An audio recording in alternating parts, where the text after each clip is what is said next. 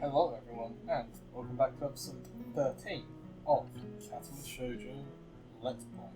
So, without further ado, let's begin. Rin shrugs her shoulders at that, saying, "Suit yourself," without saying it, and looks up at the sky as if trying to look for something up there. I don't think I get any actual work done, but if you give me a hand with the paints, I could do a little before it's too dark. I wanted to get a halogen lamp like the one they have at the sports track, but there aren't any. Rinshaw is quick to recruit my help, as was Shizune, making me feel that the Vector is such a big project that every pair of hands is needed. Why not? I'm not really sure if I can be of any help though. Just mixing some paints, you can do that, probably. Do you have motor control problems like, those people who have some? Cerebral palsy, maybe? Not that I know of. I get it. Half of me has nothing to do with that. You're giving me a sly look for no reason. No, I don't. Let's do it then. So she sits on an empty wooden box and very naturally picks up a wide brush between the toes of her bare right foot. I open a few of the cans and pour some of the contents into the shallow bowls for mixing. The thick paints flow lazily from the can to the bowl, like syrup. I mix them, creating funny hypnotic looking swirl patterns that melt quickly into each other to form a new monotone hue. Rin sets to work, every now and then asking me for a hand with something or the other. Finding different brushes is easy enough, but mixing the paints to be the exact tone this girl is apparently seeing in her head is a frustrating ordeal. She wants precision down to the last millimetre before she is satisfied, but her instructions are obscure at best. Add half a splash of green. I crouch down to pick up the can of bright green. The other green, this green. I carefully pour some of the green paint into the mixing bowl. No, that's almost a whole splash. More white. Is green a colour cad? No idea. You're the artist here. A hint of a smile appears in the corners of her mouth. Do you lack an opinion? No, it's just I have no idea. It's okay, because I just got an idea. Add more white. With this explanation, I pour a minuscule amount of white into a bowl and mix it. It looks slightly whiter. That's not good. It has to be like the colour of you when you wake up and you saw the meaning of life in the dream. You can't remember it. Maybe it's yellow. Despite the impossibility of mixing a colour like the change of seasons or any other nonsense that's being imposed on me, I found myself enjoying it more than I thought I would. Seeing a painting being born on the plastered wall feels like magic. I spend the moments I have between mixing paints crouching down on the pavement and looking at her work. Feels slightly intrusive at first, like breaking some imaginary intimacy, but Rin doesn't seem to mind the least bit. Maybe it's just in the head. Her entire presence emits a completely different air as she patiently works the details, adding layers of paint on top of other layers of paint, steadily moving her foot across the wall to add new shapes. When I manage to produce a passable mixture of paint, the rare smile on her face is oddly rewarding. Apart from the few words when discussing paint mixes, neither of us says a word for the longest time. And even those short discussions soon evolve into a shorthand, both of us developing and using weird impromptu code words for various paints and hues. As if there's some need to conserve words and breath and sound.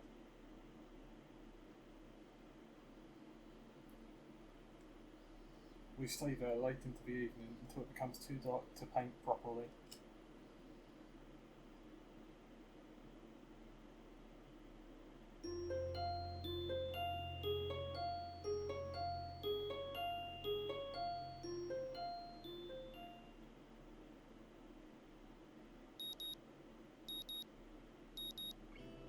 The sound of an alarm pulled me out of a fitful slumber and into the unpleasant state of wakefulness.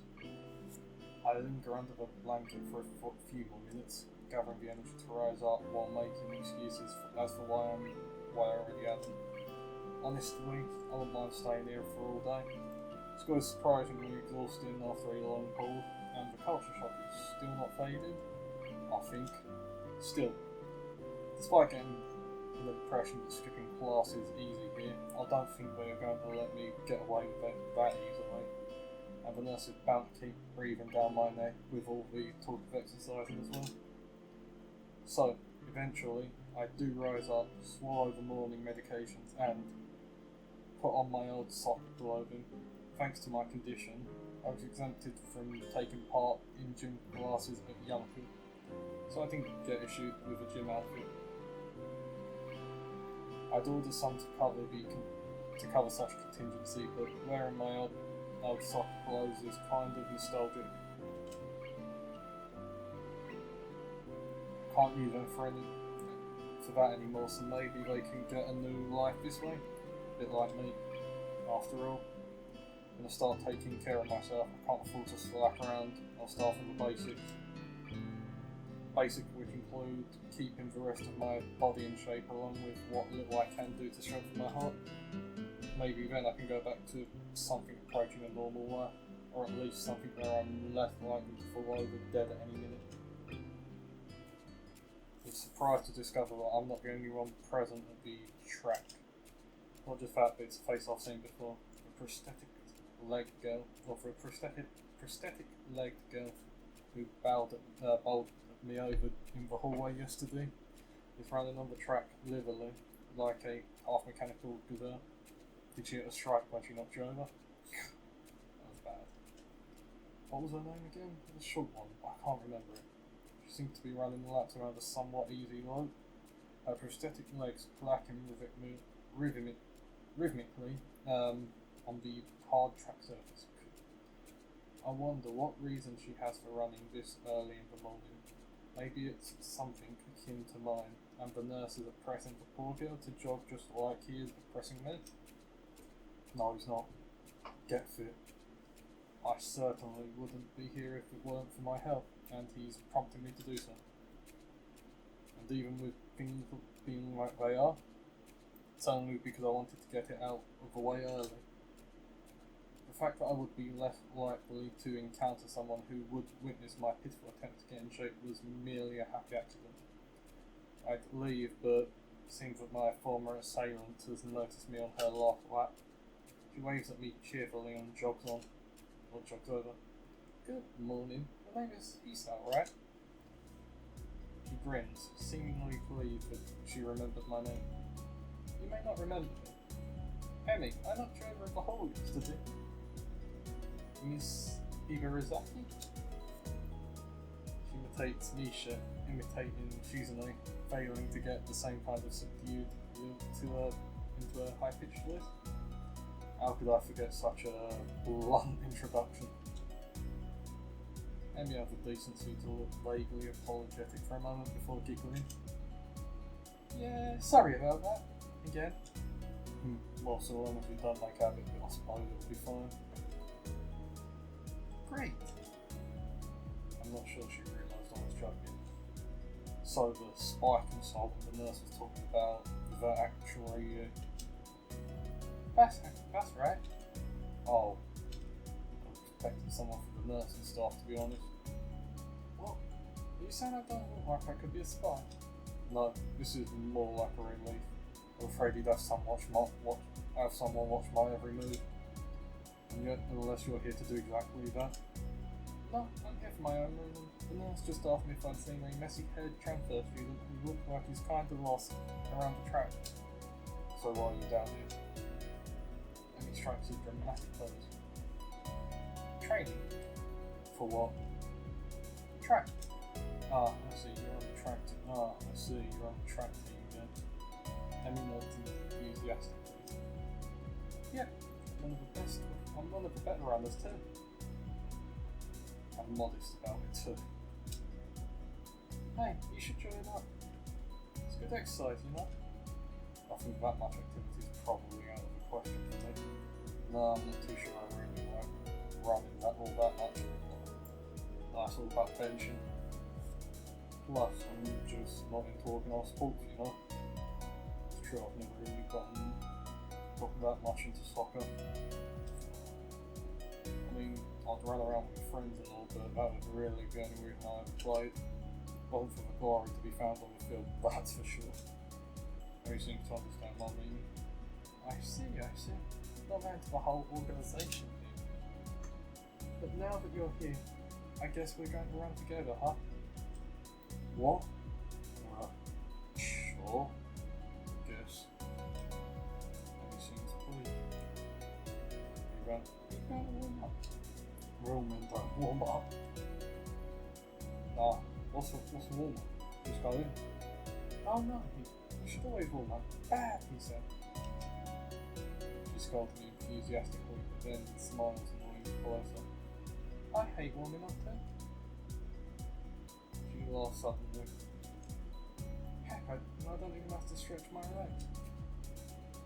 Lived to confirm my statement, she bounces up and down a couple of times, giving a passing impression of standing on a pair of springs. Her leg blades seem to be quite elastic. Let's go.